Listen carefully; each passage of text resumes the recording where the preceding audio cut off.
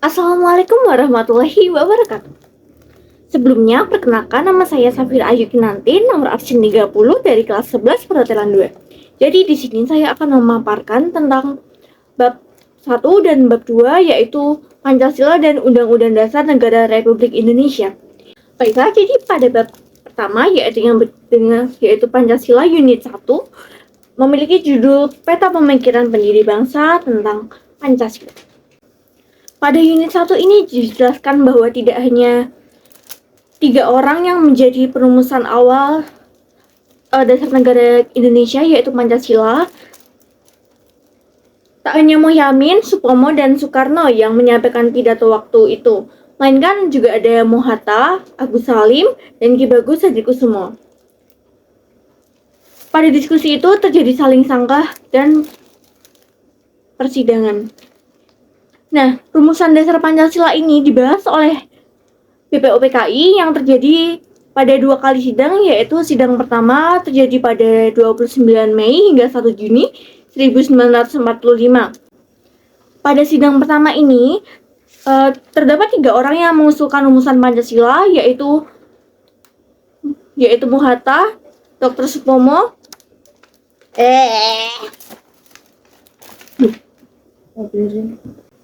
Pada sidang BPUPKI pertama ini, terdapat 3 tokoh yang merumuskan dasar Pancasila, yaitu yang pertama ada Dr. Supomo, Mohyamin, serta Insinyur Soekarno. Dalam rumusan Pancasila yang diajukan oleh 3 tokoh tersebut, terdapat banyak ketidaksetujuan atau juga persanggahan dari setiap tokoh. Hal tersebut tentunya sebuah kewajaran, bahkan keharusan. Disebut kewajaran karena setiap orang niscaya memiliki pemikiran yang berbeda-beda akibat pengaruh perbedaan latar belakang, sudut pandang, cita-cita, dan lain sebagainya. Maka dari itu, perumusan Pancasila tidak hanya terjadi dan disahkan selama 1 hari. Sidang tersebut memiliki perdebatan panjang untuk menghasilkan sebuah dasar negara yang utuh dan berguna untuk masyarakat Indonesia. Bahkan disebut keharusan karena yang menjadi subjek pembicaraan adalah negara besar, tidak hanya dari aspek geografis dan jumlah populasi, melainkan juga kaya akan sumber daya alam dan tradisi. Nah, Indonesia ini kaya akan alam, budaya, suku bangsa, maupun tradisi. Jadi, tokoh-tokoh bangsa harus memikirkan apa saja yang akan terjadi jika Indonesia memiliki banyak keragaman tersebut. Pada titik ini, diskusi saling menanggapi, bahkan saling sanggah dalam persidangan adalah wujud demokrasi. Namun demikian, para anggota BPUPKI serta para pendiri bangsa lainnya yang tidak tergabung dalam BPUPK memiliki cita-cita yang sama, yakni kemerdekaan, persatuan, dan kejayaan Indonesia. Maka dari itu, rumusan Pancasila adalah termasuk demokrasi karena juga merupakan dari suara rakyat masyarakat Indonesia sendiri. Dan tokoh-tokoh tersebut, tokoh pendiri bangsa hanya menyuarakan suara rakyat lewat perwakilan-perwakilan mereka. Namun demikian, kontribusi pemikiran sejumlah tokoh lainnya tidaklah sedikit. Usulan Supomo misalnya, terkait bentuk negara integralistik serta struktur sosial bangsa Indonesia juga menjadi kerangka penting dalam merumuskan negara merdeka. Begitu juga dengan anggota BPUPK lainnya.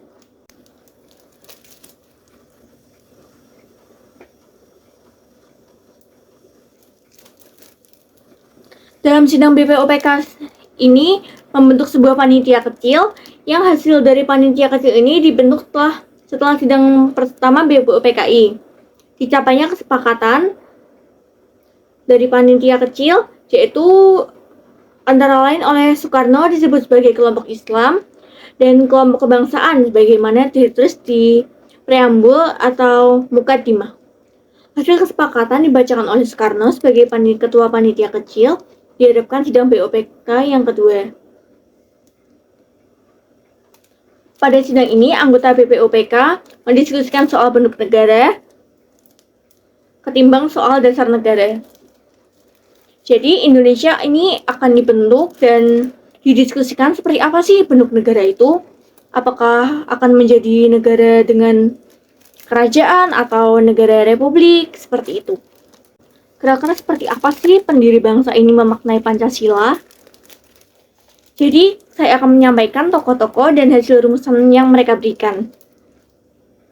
Yang pertama ada Insinyur Soekarno. Insinyur Soekarno menyampaikan 5 usulan, yaitu yang pertama ada kebangsaan Indonesia, internasionalisme atau peri kemanusiaan, lalu ada mufakat atau demokrasi, setelah itu ada kesejahteraan sosial, dan yang terakhir adalah ketuhanan. Kebangsaan Indonesia ini Soekarno menjelaskan bahwa kebangsaan Indonesia ini mencakup atas persatuan bangsa Indonesia, yaitu tidak hanya orang Minangkabau berbicara dengan orang Minangkabau saja, namun mereka juga harus menghormati bangsa lain dan mau berinteraksi dengan suku atau bangsa lain. Pada rumusan ini, Soekarno mengatakan kebangsaan Indonesia yang bulat, bukan kebangsaan Jawa, bukan kebangsaan Sumatera, bukan kebangsaan Borneo, Sulawesi, Bali, atau lain-lain, tapi kebangsaan Indonesia yang bersama-sama menjadi dasar satu nasionalisme Stat. Yang dimana negara Indonesia ini sendiri tidak membedakan antara suku, ras, atau agama, dan juga tidak membedakan orang ini dari suku mana, orang ini dari suku mana. Jadi tidak ada negara seperti negara Jawa ataupun negara Sumatera, dan semua itu menjadi satu dalam negara Kesatuan Republik Indonesia. Lalu yang kedua ada internasionalisme atau peri kemanusiaan. Peri kemanusiaan ini sendiri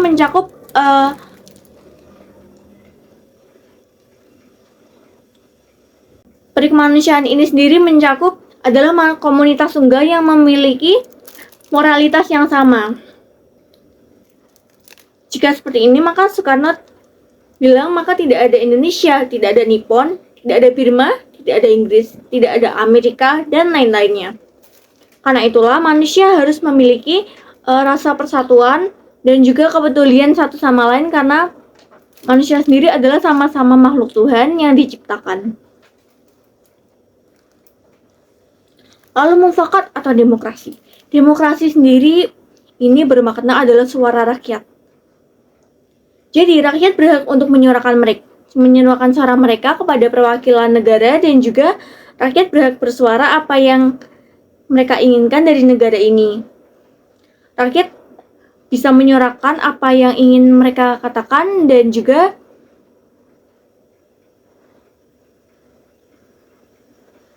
memberikan pendapat atas pemikiran-pemikiran mereka. Seperti itu. Lalu ketuhanan sendiri ini mencakup dalam banyak agama di Indonesia, dan di Indonesia sendiri memiliki 6 agama yang diakui dan sah secara negara Indonesia. Maka Soekarno ingin setiap masyarakat Indonesia memiliki kepercayaan dan juga ketuhanan masing-masing sesuai apa yang mereka yakini. Tidak ada masyarakat Indonesia yang diperbolehkan untuk tidak bertuhan atau ateisme. Lalu tokoh yang kedua ada Mohyamin. Mohyamin juga mengusulkan 5 usulan dasar negara. Kira-kira apa saja sih usulan Mohyamin ini? Yang pertama, Mohyamin mengusulkan adalah peri kebangsaan, yaitu terkait mengenai pekerjaan anggota, mengenai undang-undang dasar negara, usaha yang harus dilakukan untuk menjadikan Indonesia merdeka, dan keinginan rakyat. Yang kedua adalah peri kemanusiaan, yang ketiga adalah peri ketuhanan, lalu yang keempat ada peri kerakyatan, yang terakhir ada peri kesejahteraan rakyat. Setelah 5 rumusan dasar negara yang diusulkan oleh Mohyamin. Lalu tokoh yang ketiga ada Supomo. Rumusan dasar negara Supomo adalah yang pertama persatuan, yang kedua kekeluargaan, yang ketiga keseimbangan lahir dan batin, yang keempat musyawarah, dan yang kelima adalah keadilan rakyat. Maksud dari kekeluargaan sendiri adalah Supomo melihat bahwa orang Barat memiliki sifat individualisme. Individualisme sendiri, rakyat terlalu memikirkan dirinya sendiri dan tidak mementingkan orang lain.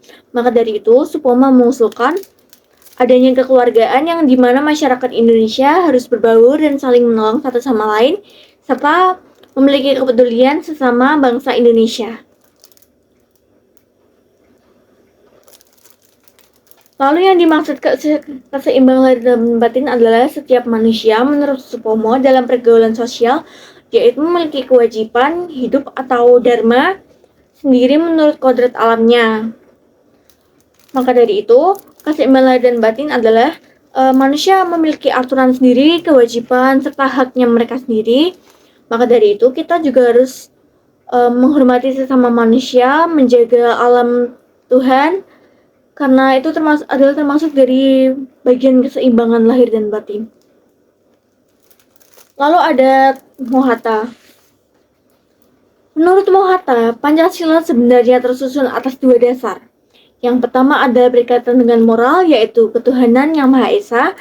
Lalu yang kedua berkaitan dengan aspek politik, yaitu peri kemanusiaan, kesatuan Indonesia, demokrasi, dan keadilan sosial. Bersendi demokrasi dan dibatasi oleh konstitusi. Dengan bersendi demokrasi, maka dalam negara kesatuan, kekuatan terbesar adalah pada rakyat.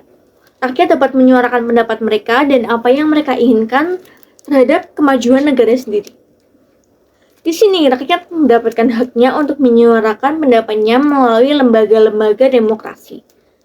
Hatta menolak demokrasi yang bertumbuh pada kepentingan feodal ataupun kepentingan satu golongan yang menindas golongan lain. Demokrasi politik saja tidak melaksanakan persamaan dan persaudaraan, sehingga ia juga harus ditopang dengan demokrasi ekonomi. Cita-cita demokrasi Indonesia adalah demokrasi sosial yang meliputi seluruh lingkungan hidup yang menentukan nasib manusia. Seperti itulah kira-kira cita-cita dari demokrasi Indonesia, demokrasi yang mementingkan suara rakyat dan tidak mementingkan atau memandang golongan tertentu dalam masyarakat Indonesia.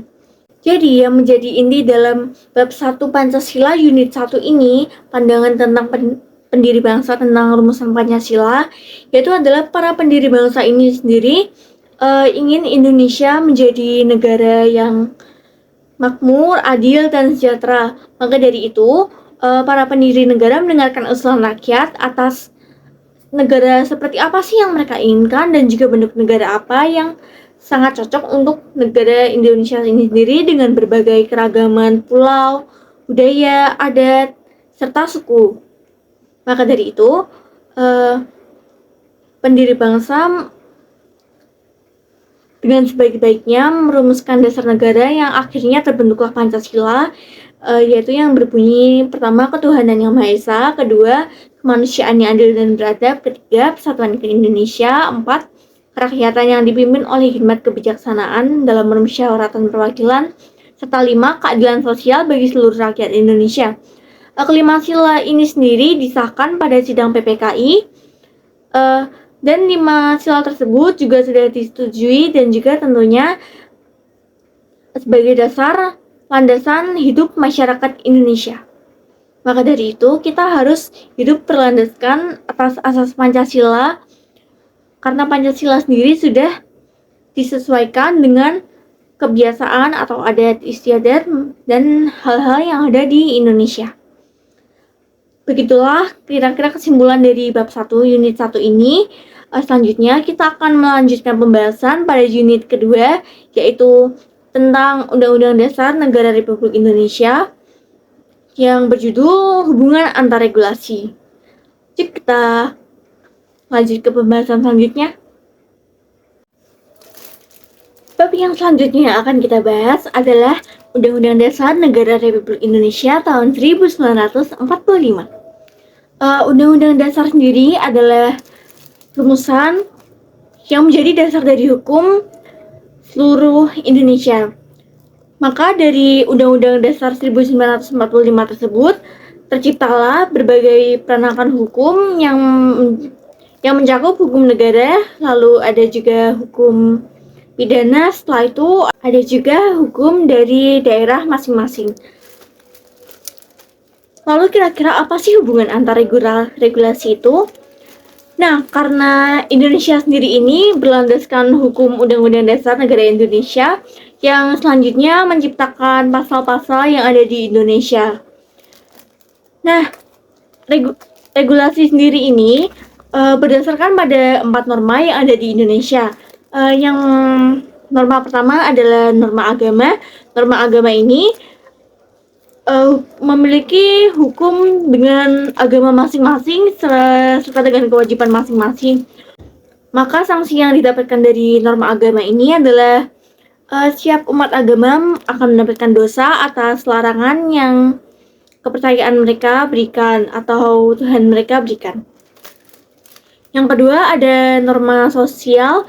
Norma sosial ini adalah hukum yang dibuat oleh masyarakat sendiri serta mungkin termasuk norma kesopanan dan juga apa sih yang harus kita lakukan dalam masyarakat dan apa juga yang tidak boleh kita lakukan di dalam masyarakat. Sanksi sosial ini sendiri adalah dijauhi dari sosial dan juga atau mungkin mendapatkan hukuman pengasingan dari masyarakat setempat masing-masing. Setelah itu yang ketiga ada norma hukum. Norma hukum ini sendiri berlandaskan asal undang-undang yang telah ada di Indonesia. Jika orang tersebut melanggar hukum, maka sanksi yang diberikan akan sesuai dengan Undang-Undang Dasar. Terdapat sanksi pidana, lalu ada juga sanksi berupa denda dan juga yang terakhir adalah sanksi atau hukuman eksekusi mati. Lalu yang terakhir ada norma susila. Norma susila ini sendiri berasal dari diri kita sendiri. Maka dari itu jika kita melanggar norma susila, maka sanksi yang kita dapatkan adalah rasa bersalah ataupun rasa penyesalan terhadap hati kita. Itulah 4 norma yang menjadi dasar dari regulasi sendiri. Lalu hubungan antar regulasi ini adalah contoh hubungan antar regulasi, misal kita melanggar peraturan lalu lintas. Peraturan lalu lintas sendiri sudah tertera di dalam hukum pasal. Jika melanggar kita akan termasuk dalam melanggar norma hukum yang mengakibatkan norma hukum tersebut tercantum dalam suatu pasal yang akan menyebabkan kita terkena sanksi. Seperti itulah contoh hubungan antar regulasi yang sederhana. Setelah itu, saya memiliki kasus tentang hubungan antar regulasi. Kira-kira apa sih kasusnya? Saya akan membahas kasus yang menarik. Kasus ini cukup terkenal di Indonesia pada waktu itu. Ada seseorang menyelundupkan 10 ton narkoba ke Indonesia. Dari kasus sendiri ini, kita dapat menyimpulkan bahwa kasus tersebut telah melanggar norma hukum.